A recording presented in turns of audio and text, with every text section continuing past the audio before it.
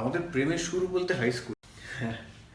তো ক্লাস 11-এ যখন assembly of god church park স্ট্রিটে পড়তাম আমি, ও জয়েন করেছিল ক্লাস 11-এ এসে, তার আগে ও জামশেদপুরে ছিল।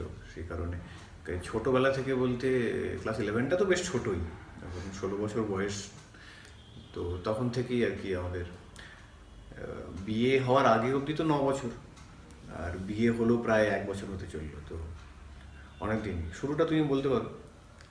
হ্যাঁ, শুরুতে আমি স্কুল বাসে যাচ্ছিলাম, মানে যাওয়ার আগে আমি ওখানে দাঁড়িয়েছিলাম, তো আমাকে এসে তখনও প্রপোজ করে।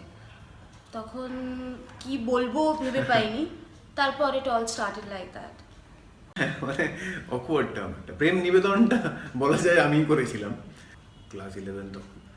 ও জয়েন করেছিল আমাদের স্কুল, 4-5 মাস হয়েছিল, তারপরেই আর কি আমার মনে হলো, কীভাবে বলবো ঠিক বুঝতে পারিনি, যা হয় ওই বয়সে খুব অস্বস্তি বোধ করে আর কি, মানে যদি সম্ভব হয় আমরা মানে এটা নিয়ে যদি এগিয়ে যেতে পারি, এইভাবে একটা কিছু বলার চেষ্টা করেছিলাম। তো যাই হোক, মনে হচ্ছে কাজ দিয়েছিল। আমার তো একেবারেই মনে নেই, কারণ যেহেতু আমি খুবই আনরোমান্টিক টাইপের, তো তাই জন্য হয়তো সেরকম কিছু করতে পারিনি বলেই মনে নেই। তবে ওই আর কি ছোটোখাটো সফট টয় দেওয়া, কার্ড দেওয়া, এগুলো সবসময় আমার ছিল। না, ও খুব ইমপ্রম্পটু গিফটস দেয়, ও কোনো স্পেশাল ডে বা এরকম কিছু মানে না, রোজই ওর কাছে ভ্যালেন্টাইন্স ডে। হ্যাঁ, এরকমই হওয়া উচিত। আমি মাদার্স ডে ফাদার্স ডে নিয়েও একই কথা বলি, মানে সবাইকে প্রত্যেক দিনই ভালোবাসি, সবাইকে প্রত্যেক দিনই সম্মান করি। কাজে ফ্রেন্ডশিপ ডে আলাদা হয় না, ভ্যালেন্টাইন্স ডে আলাদা হয় না। অবশ্যই অ্যানিভার্সারি একটা স্পেশাল ডে, কিন্তু অ্যানিভার্সারির দিন আমি আমার স্পাউসকে ভালোবাসবো, বাকি দিন খুব একটা তাকাবো না, এরকম তো নয় ব্যাপারটা।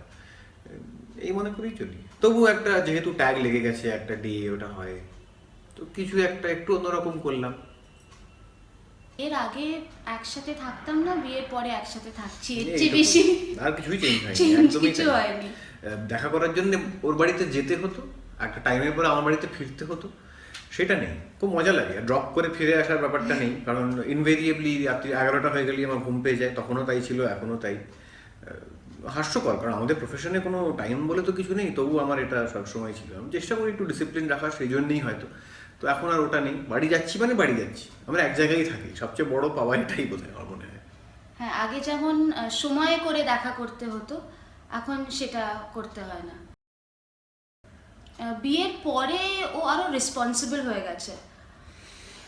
আগে যেমন একটু ক্যাজুয়াল অ্যাপ্রোচ ছিল সব জিনিসে, সেটা এখন আর নেই, সেটা একদম চেঞ্জড। চেষ্টা করছি একটু রেসপন্সিবিলিটি দেখানো, মোটামুটি সাকসেসফুল হয়েছি মনে হচ্ছে।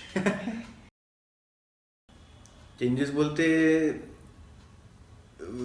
ও নিজে একজন প্রফেশনাল হওয়া সত্ত্বেও, চাকরি করা সত্ত্বেও যেভাবে বাড়িটাকে ম্যানেজ করছে, যে একটা বাড়ি ম্যানেজ করা যে অনেক কাজ, সেটা তো আমরা দুজনেই বড় হতে হতে আমাদের মাকে দেখে বুঝেছিলাম।